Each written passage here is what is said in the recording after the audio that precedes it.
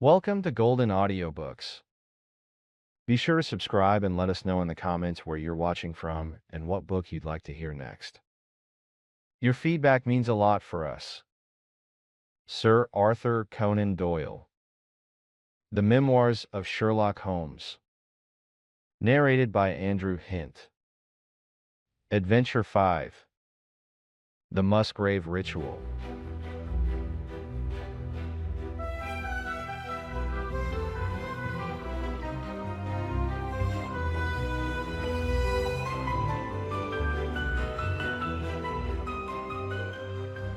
An anomaly which often struck me in the character of my friend Sherlock Holmes was that, although in his methods of thought he was the neatest and most methodical of mankind, and although also he affected a certain quiet primness of dress, he was nonetheless in his personal habits one of the most untidy men that ever drove a fellow lodger to distraction. Not that I am in the least conventional in that respect myself. The rough and tumble work in Afghanistan, coming on the top of a natural bohemianism of disposition, has made me rather more lax than befits a medical man who keeps his cigars in the coal scuttle, his tobacco in the toe end of a Persian slipper, and his unanswered correspondence transfixed by a jackknife into the very center of his wooden mantelpiece. Then I begin to give myself virtuous airs. I have always held, too, that pistol practice should be distinctly an open-air pastime, and when Holmes, in one of his queer humors, would sit in an armchair with his hair trigger and 100 boxer cartridges, and proceed to adorn the opposite wall with a patriotic VR done in bullet pox, I felt strongly that neither the atmosphere nor the appearance of our room was improved by it. Our chambers were always full of chemicals and of criminal relics which had a way of wandering into unlikely positions and of turning up in the butter dish or in even less desirable places. But his papers were my great crux. He had a horror of destroying documents, especially those which were connected with his past cases, and yet it was only once in every year or two that he would muster energy to docket and arrange them. For, as I have mentioned somewhere in these incoherent memoirs, the outbursts of passionate energy when he performed the remarkable feats with which his name is associated were followed by reactions of lethargy during which he would lie about with his head, during which he would lie about with home, with light up bro, the sofa to the table. Thus, month after month, his papers accumulated until every corner of the room was stacked with bundles of manuscript which were on no account to be burned, and which could not be put away save by their owner. One winter's night, as we sat together by the fire, I ventured to suggest to him that, as he had finished pasting extracts into his commonplace book, he might employ the next 2 hours in making our room a little more habitable. He could not deny the justice of my request, so with a rather rueful face went off to his bedroom, from which he returned presently, pulling a large tin box behind him. This he placed in the middle of the floor, and, squatting down upon a stool in front of it, he threw back the lid. I could see that it was already a third full of bundles of paper tied up with red tape into separate packages. "There are cases enough here, Watson," said he, looking at me with mischievous eyes. "I think that if you knew all that I had in this box, you would ask me to pull some out instead of putting others in." "These are the records of your early work, then?" I asked. I have often wished that I had notes of those cases. "Yes, my boy. These were all done prematurely before my biographer had come to glorify me." He lifted bundle after bundle in a tender, caressing sort of way. "They are not all successes, Watson," said he, "but there are some pretty little problems among them. Here is the record of the Tarleton murders, and the case of Vanbury the wine merchant, and the adventure of the old Russian woman, and the singular affair of the aluminium crutch, as well as a full account of Ricoletti of the clubfoot and his abominable wife. And here, now this really is something a little recherché." He dived his arm down to the bottom of the chest and brought up a small wooden box with a sliding lid such as children's toys are kept in. From within he produced a crumpled piece of paper, an old-fashioned brass key, a peg of wood with a ball of string attached to it, and 3 rusty old discs of metal. "Well, my boy, what do you make of this lot?" he asked, smiling at my expression. "It is a curious collection.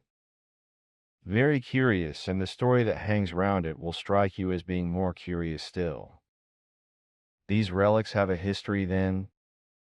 So much so that they are history. What do you mean by that? Sherlock Holmes picked them up one by one and laid them along the edge of the table, then reseated himself in his chair and looked them over with a gleam of satisfaction in his eyes.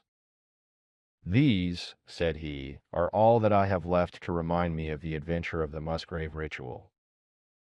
I had heard him mention the case more than once, though I had never been able to gather the details. I should be so glad, said I, if you would give me an account of it. And leave the litter as it is? He cried mischievously. Your tidiness won't bear much strain after all, Watson. But I should be glad that you should add this case to your annals, for there are points in it which make it quite unique in the criminal records of this or, I believe, of any other country. A collection of my trifling achievements would certainly be incomplete which contained no account of this very singular business. You may remember how the affair of the Gloria Scott, and my conversation with the unhappy man whose fate I told you of, first turned my attention in the direction of the profession which has become my life's work. You see me now when my name has become known far and wide, and when I am generally recognized both by the public and by the official force as being a final court of appeal in doubtful cases. Even when you knew me first at the time of the affair which you have commemorated in a study in scarlet, I had already established a considerable though not a very lucrative connection. You can hardly realize then how difficult I found it at first, and how long I had to wait before I succeeded in making any headway.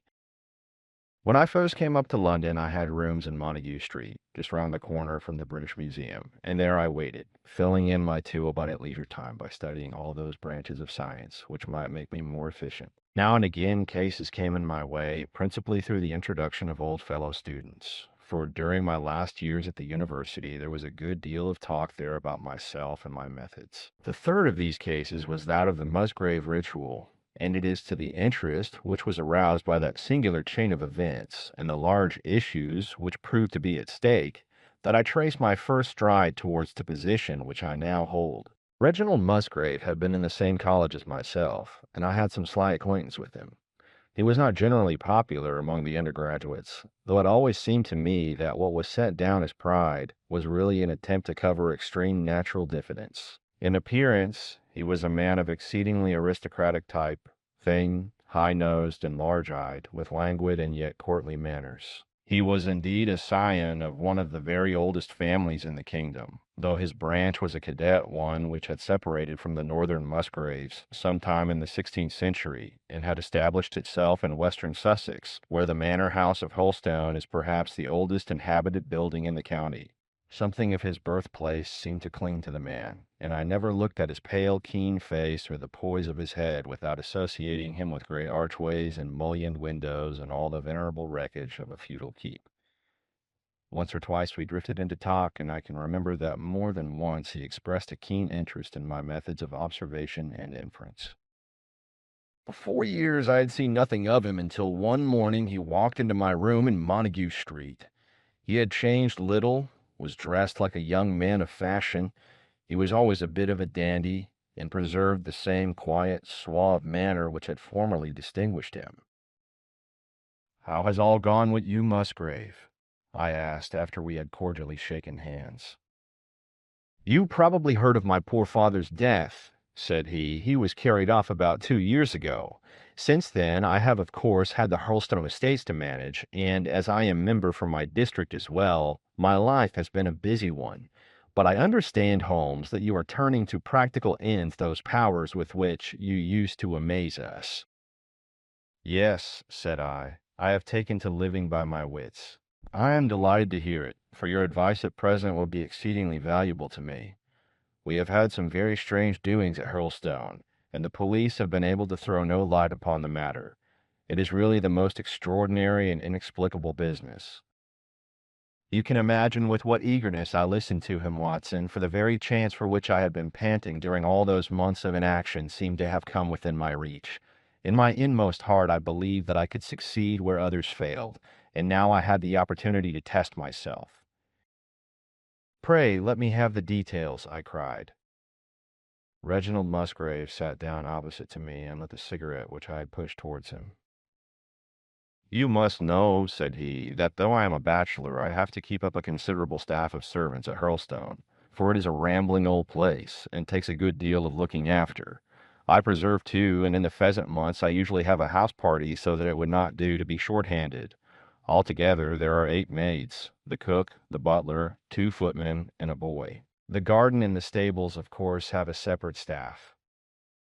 Of these servants, the one who had been longest in our service was Brunton the butler. He was a young schoolmaster out of place when he was first taken up by my father, but he was a man of great energy and character, and he soon became quite invaluable in the household. He was a well-grown, handsome man, with a splendid forehead, and though he has been with us for 20 years, he cannot be more than 40 now.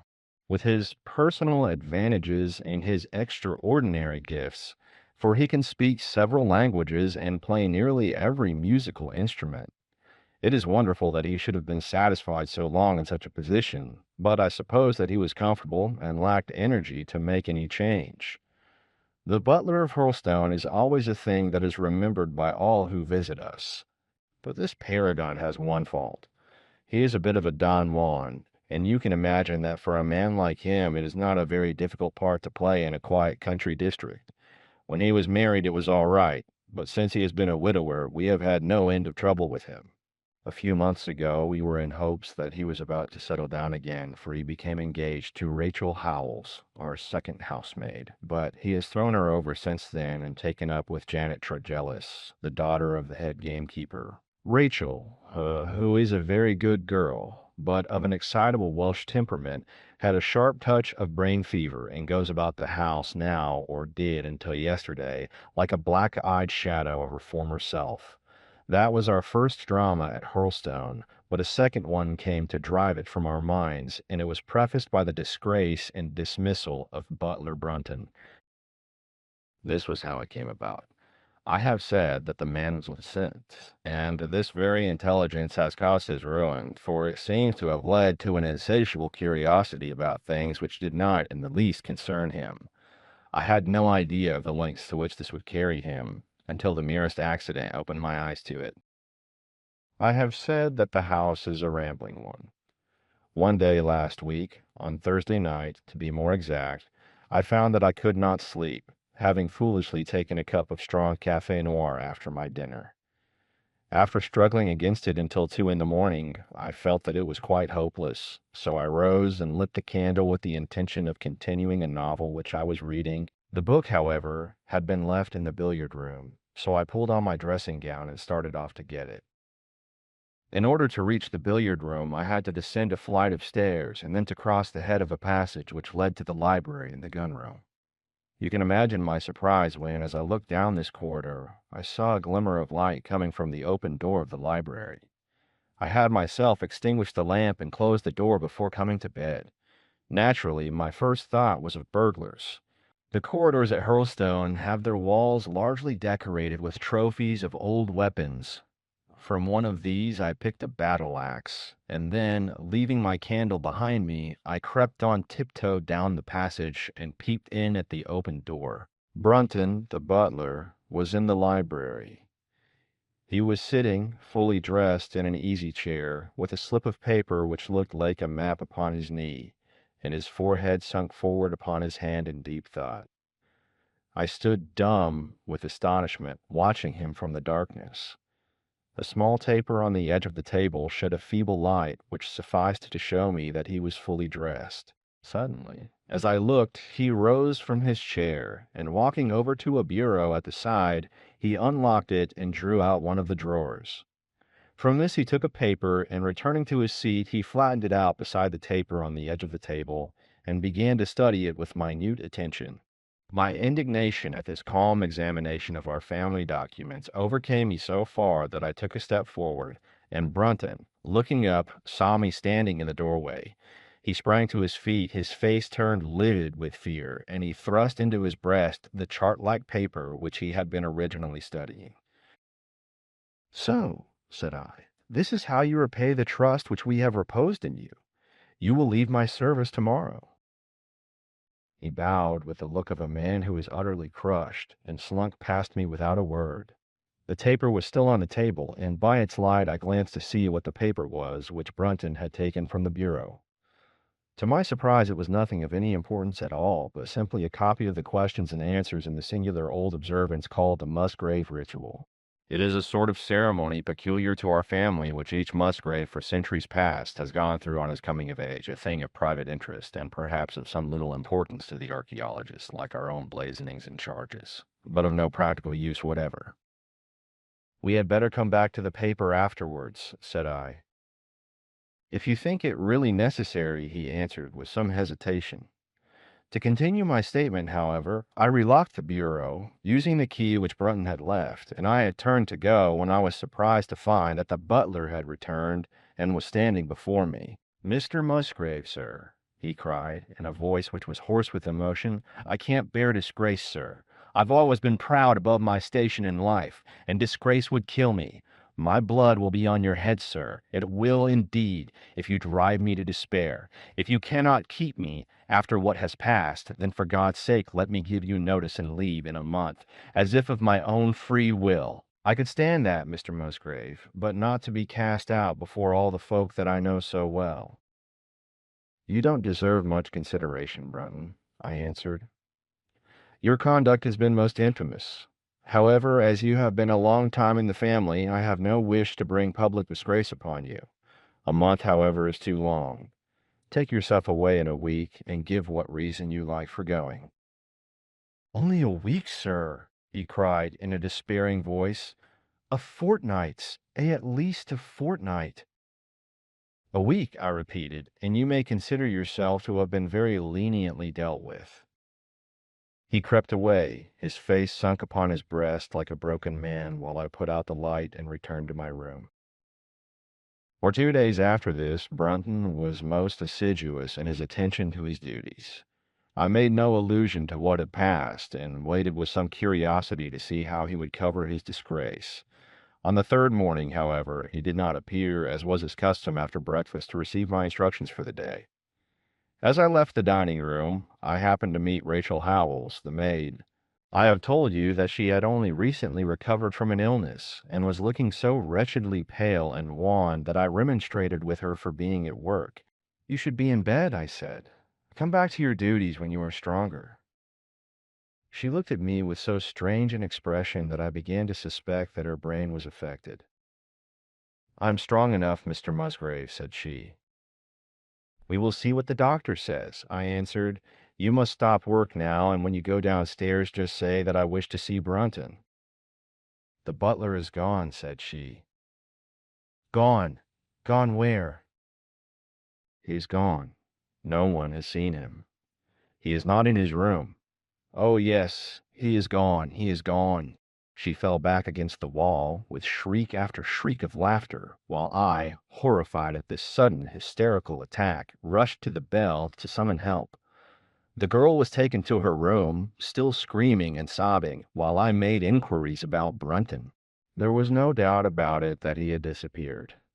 His bed had not been slept in. He had been seen by no one since he had retired to his room the night before, and yet it was difficult to see how he could have left the house, as both windows and doors were found to be fastened in the morning. His clothes, his watch, and even his money were in his room, but the black suit which he usually wore was missing. His slippers, too, were gone, but his boots were left behind. Where then could Butler Brunton have gone in the night, and what could have become of him now? Of course, we searched the house from cellar to garret, but there was no trace of him. It is, as I have said, a labyrinth of an old house, especially the original wing, which is now practically uninhabited, but we ransacked every room and cellar without discovering the least sign of the missing man. It was incredible to me that he could have gone away leaving all his property behind him, and yet where could he be? I called in the local police, but without success. Rain had fallen on the night before, and we examined the lawn and the paths all round the house, but in vain. Matters were in this state when a new development quite drew our attention away from the original mystery. For 2 days, Rachel Howells had been so ill, sometimes delirious, sometimes hysterical, that a nurse had been employed to sit up with her at night. On the third night after Brunton's disappearance, the nurse, finding her patient sleeping nicely, had dropped into a nap in the armchair when Shu woke in the early morning to find the bed empty, the window open, and no signs of the invalid. I was instantly aroused, and with the two footmen started off at once in search of the missing girl. It was not difficult to tell the direction which she had taken, for, starting from under her window, we could follow her footmarks easily across the lawn to the edge of the mere, where they vanished close to the gravel path which leads out of the grounds. The lake there is 8 feet deep, and you can imagine our feelings when we saw that the trail of the poor demented girl came to an end at the edge of it. Of course, we had the drags at once, and set to work to recover the remains, but no trace of the body could we find. On the other hand, we brought to the surface an object of a most unexpected kind. It was a linen bag which contained within it a mass of old rusted and discolored metal and several dull-colored pieces of pebble or glass.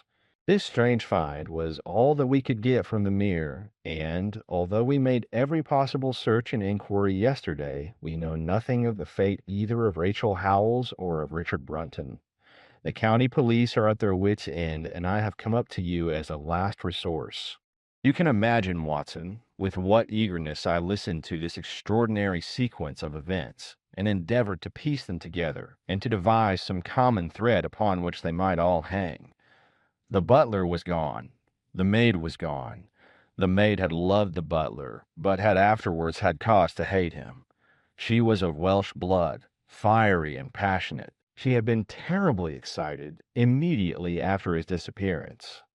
She had flung into the lake a bag containing some curious contents. These were all factors which had to be taken into consideration, and yet none of them got quite to the heart of the matter. What was the starting point of this chain of events? There lay the end of this tangled line.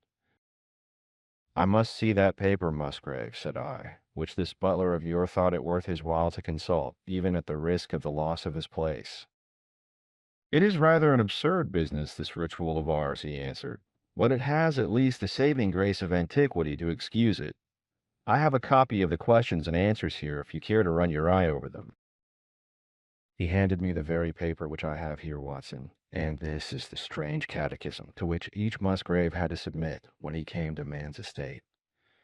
I will read you the questions and answers as they stand. Whose was it? His who is gone. Who shall have it? He who will come. Where was the sun? Over the oak. Where was the shadow? Under the elm. How was it stepped? North by 10 and by 10, east by 5 and by 5, south by 2 and by 2, west by 1 and by 1, and so under. What shall we give for it? All that is ours. Why should we give it? For the sake of the trust. The original has no date, but is in the spelling of the middle of the 17th century, remarked Musgrave. I am afraid, however, that it can be of little help to you in solving this mystery. At least, said I, it gives us another mystery, and one which is even more interesting than the first. It may be that the solution of the one may prove to be the solution of the other. You will excuse me, Musgrave, if I say that your butler appears to me to have been a very clever man, and to have had a clearer insight than 10 generations of his masters. I hardly follow you, said Musgrave. The paper seems to me to be of no practical importance. But to me it seems immensely practical, and I fancy that Brunton took the same view. He had probably seen it before that night on which you caught him. It is very possible. We took no pains to hide it. He simply wished, I should imagine, to refresh his memory upon that last occasion. He had, as I understand, some sort of map or chart which he was comparing with a manuscript, and which he thrust into his pocket when you appeared. That is true. But what could he have to do with this old family custom of ours, and what does this rigmarole mean? I don't think that we should have much difficulty in determining that, said I. With your permission, we will take the first train down to Sussex and go a little more deeply into the matter upon the spot. The same afternoon saw us both at Hurlstone. Possibly you have seen pictures and read descriptions of the famous old building, so I will confine my account of it to saying that it is built in the shape of an L, the long arm being the more modern portion and the shorter the ancient nucleus from which the other had developed. Over the low, heavily linteled door in the center of this old part is chiseled the date 1607, but experts are agreed that the beams and stonework are really much older than this. The enormously thick walls and tiny windows of this part had in the last century driven the family into building the new wing, and the old one was used now as a storehouse and a cellar when it was used at all. A splendid park with fine old timber surrounds the house, and the lake to which my client had referred lay close to the avenue about 600 yards from the building. I was already firmly convinced, Watson, that there were not three separate mysteries here, but one only, and that if I could read the Musgrave Ritual aright, I should hold in my hand the clue which would lead me to the truth concerning both the butler Brunton and the maid Howells. To that, then I turned all my energies. Why should this servant be so anxious to master this old formula? Evidently because he saw something in it which had escaped all those generations of country squires, and from which he expected some personal advantage. What was it then, and how had it affected his fate? It was perfectly obvious to me on reading the ritual that the measurements must refer to some spot to which the rest of the document alluded, and that if we could find that spot, we should be in a fair way towards finding what the secret was which the old Musgraves had thought it necessary to embalm in so curious a fashion. There were two guides given us to start with, an oak and an elm. As to the oak, there could be no question at all. Right in front of the house, upon the left-hand side of the drive, there stood a patriarch among oaks, one of the most magnificent trees that I have ever seen. That was there when your ritual was drawn up, said I, as we drove past it. It was there at the Norman Conquest in all probability, he answered. It has a girth of 23 feet. Have you any old elms? I asked. There used to be a very old one over yonder, but it was struck by lightning 10 years ago, and we cut down the stump. You can see where it used to be? Oh, yes. There are no other elms? No old ones, but plenty of beeches. I should like to see where it grew. We had driven up in a dog cart, and my client led me away at once, without our entering the house, to the scar on the lawn where the elm had stood. It was nearly midway between the oak and the house. My investigation seemed to be progressing. I suppose it is impossible to find out how high the elm was? I asked. I can give you it at once. It was 64 feet. How do you come to know it? I asked in surprise. When my old tutor used to give me an exercise in trigonometry, it always took the shape of measuring heights. When I was a lad, I worked out every tree and building in the estate. This was an unexpected piece of luck. My data were coming more quickly than I could have reasonably hoped. Tell me, I asked, did your butler ever ask you such a question? Reginald Musgrave looked at me in astonishment. Now that you call it to my mind, he answered, Brunton did ask me about the height of the tree some months ago in connection with some little argument with the groom. This was excellent news, Watson, for it showed me that I was on the right road. I looked up at the sun. It was low in the heavens, and I calculated that in less than an hour it would lie just above the topmost branches of the old oak. One condition mentioned in the ritual would then be fulfilled, and the shadow of the elm must mean the farther end of the shadow. Otherwise, the trunk would have been chosen as the guide. I had then to find where the far end of the shadow would fall when the sun was just clear of the oak. That must have been difficult, Holmes, when the elm was no longer there. Well, at least I knew that if Brunton could do it, I could also. Besides, there was no real difficulty. I went with Musgrave to his study and whittled myself this peg, to which I tied this long string with a knot at each yard. Then I took 2 lengths of a fishing rod, which came to just 6 feet, and I went back with my client to where the elm had been. The sun was just grazing the top of the oak. I fastened the rod on end, marked out the direction of the shadow, and measured it. It was 9 feet in length. Of course, the calculation now was a simple one.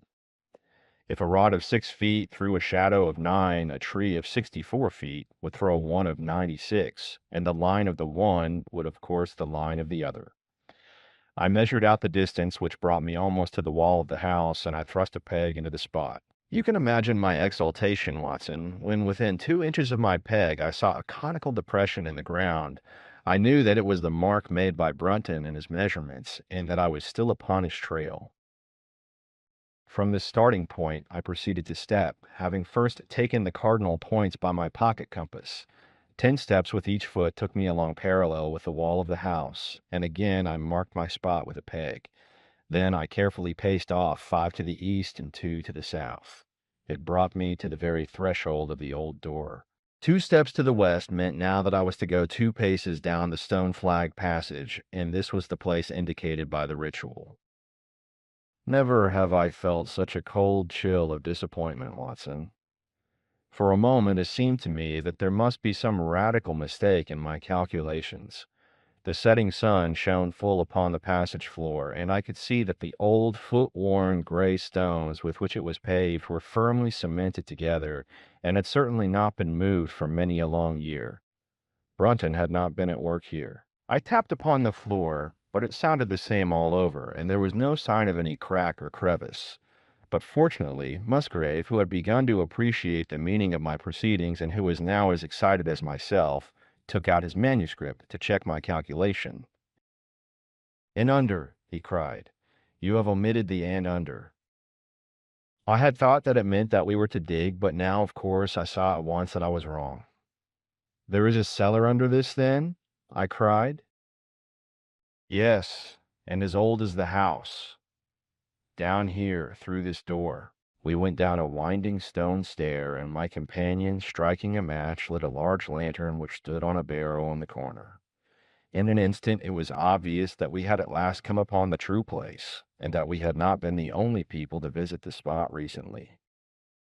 It had been used for the storage of wood, but the billets, which had evidently been littered over the floor, were now piled at the sides, so as to leave a clear space in the middle.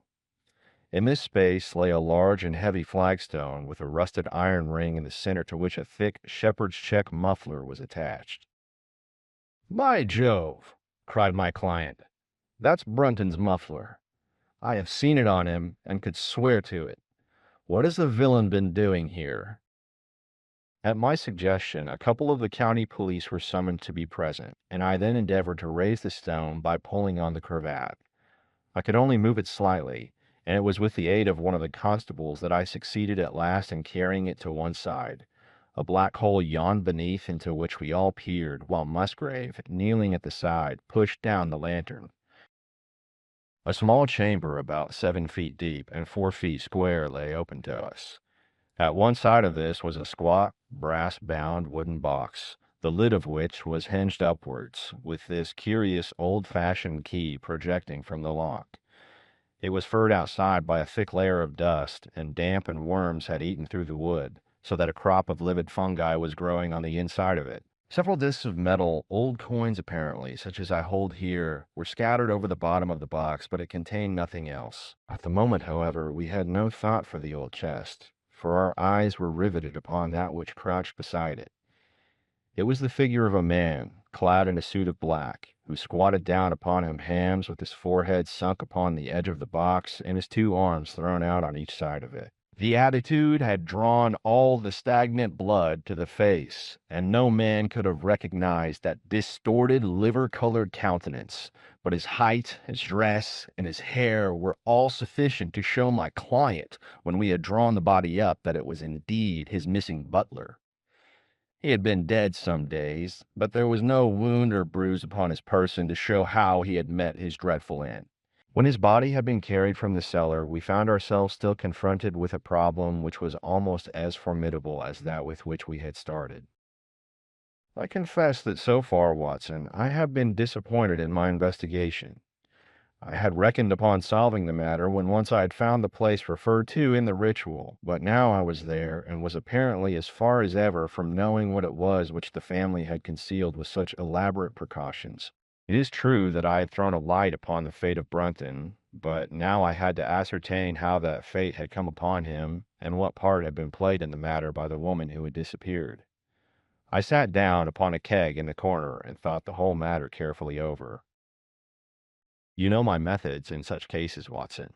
I put myself in the man's place, and having first gauged his intelligence, I try to imagine how I should myself have proceeded under the same circumstances. In this case, the matter was simplified by Brunton's intelligence being quite first rate, so that it was unnecessary to make any allowance for the personal equation, as the astronomers have dubbed it.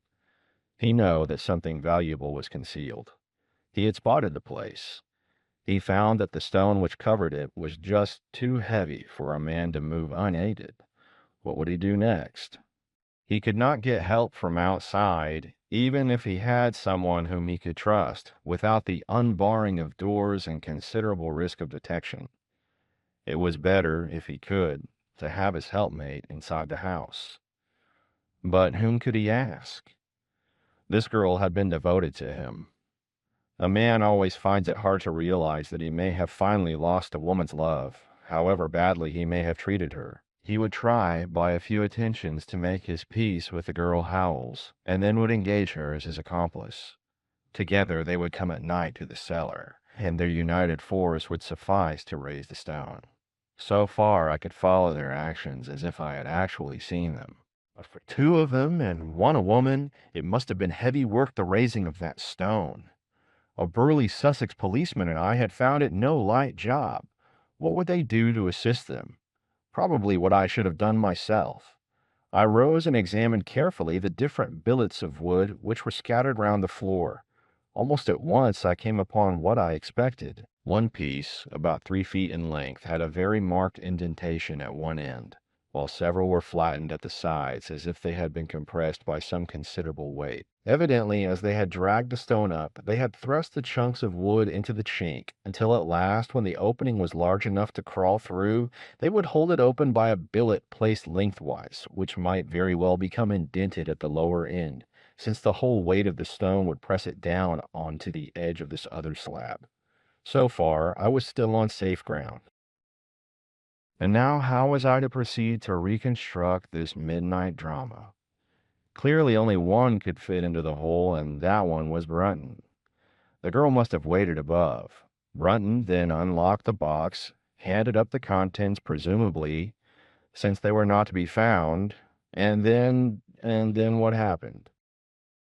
What smoldering fire of vengeance had suddenly sprung into flame in this passionate Celtic woman's soul when she saw the man who had wronged her perhaps far more than we suspected, in her power?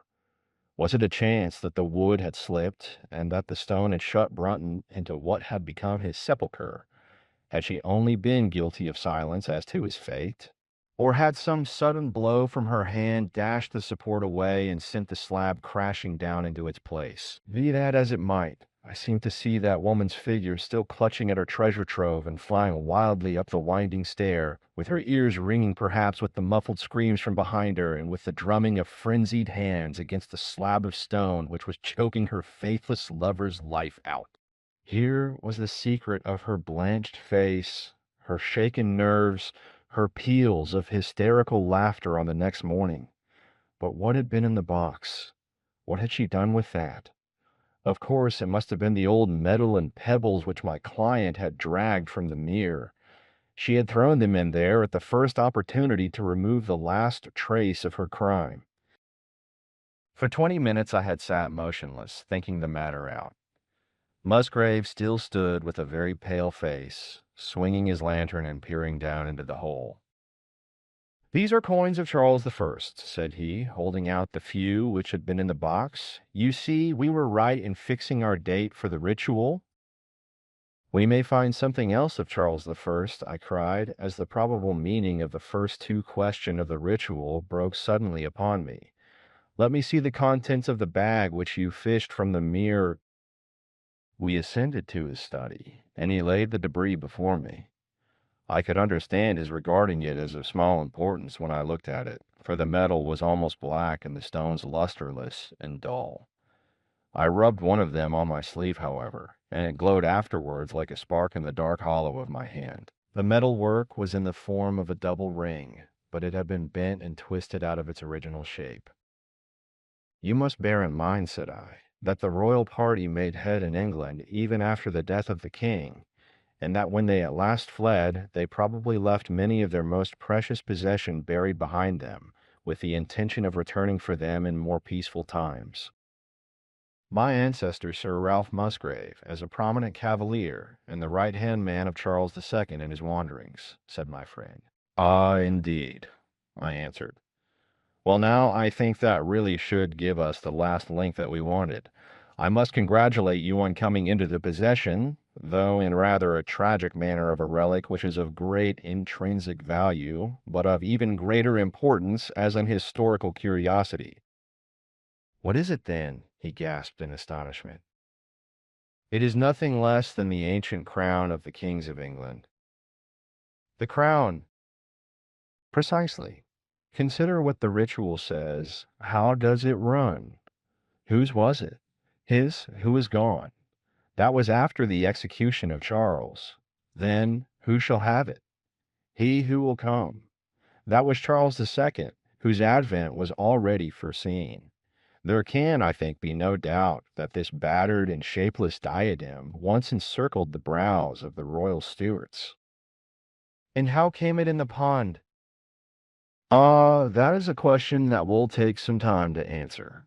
And with that, I sketched out to him the whole long chain of surmise and of proof which I had constructed. The twilight had closed in, and the moon was shining brightly in the sky before my narrative was finished. And how was it then that Charles did not get his crown when he returned? Asked Musgrave, pushing back the relic into its linen bag. Oh, there you lay your finger upon the one point which we shall probably never be able to clear up. It is likely that the Musgrave who held the secret died in the interval, and by some oversight left this guide to his descendant without explaining the meaning of it. From that day to this, it has been handed down from father to son, until at last it came within reach of a man who tore its secret out of it and lost his life in the venture. And that's the story of the Musgrave Ritual, Watson. They have the crown down at Hurlstone, though they had some legal bother and a considerable sum to pay before they were allowed to retain it. I am sure that if you mentioned my name, they would be happy to show it to you. Of the woman nothing was ever heard, and the probability is that she got away out of England and carried herself and the memory of her crime to some land beyond the seas.